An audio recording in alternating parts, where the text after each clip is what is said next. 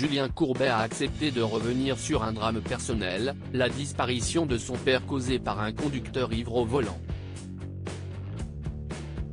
L'invité de cet avou ce mardi 28 février a fait un rapprochement avec le cas de Pierre Palmade.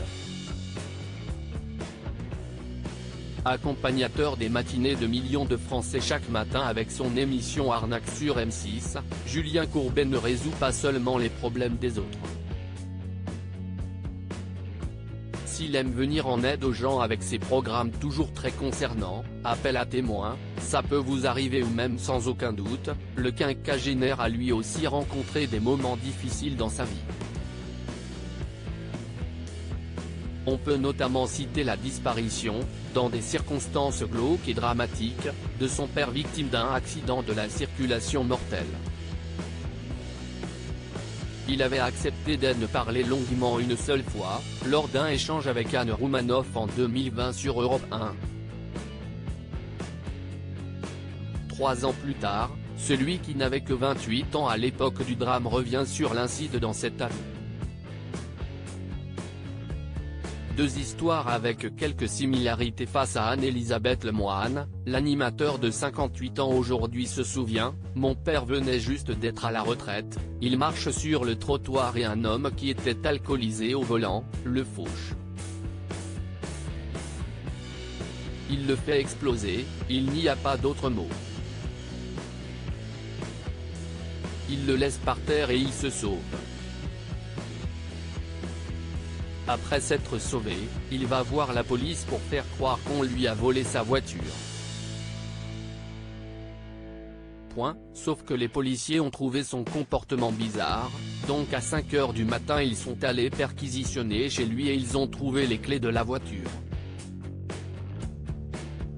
Malgré les faits énoncés, l'auteur n'est pas allé en prison. Il a écopé de 3 avec sursis au bout du compte, dévoile le présentateur qui ne peut s'empêcher de faire un rapprochement avec l'actualité de ces dernières semaines.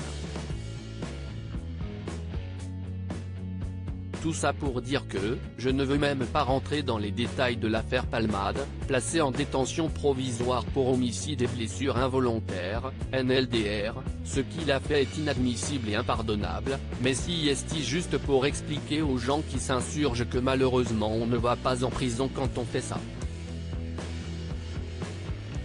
Il n'a pas eu de traitement en particulier parce qu'il est connu, il a peut-être eu un traitement en défaveur, analyse-t-il. Une opinion bien tranchée. L'ex-visage de TF1 aimerait aider ce type de personnes, comme l'homme qui a tué, on perd, pour éviter que de telles situations se reproduisent. Je souhaite qu'il soit soigné et surtout après, je pense que je l'aurais accompagné pour aller dans les écoles, les facs etc. Afin qu'il explique ce qu'il s'est passé. Qu'il dise j'ai pris le volant complètement sous et j'ai brisé une famille, explique cet habitué du petit écran. Selon lui, une incarcération l'aurait amené à faire des mauvaises rencontres, peut-être basculer dans d'autres choses, donc ça ne sert strictement à rien, dans ce cas. À lire aussi Julien Courbet, ses rares confidences sur la mort tragique de son père.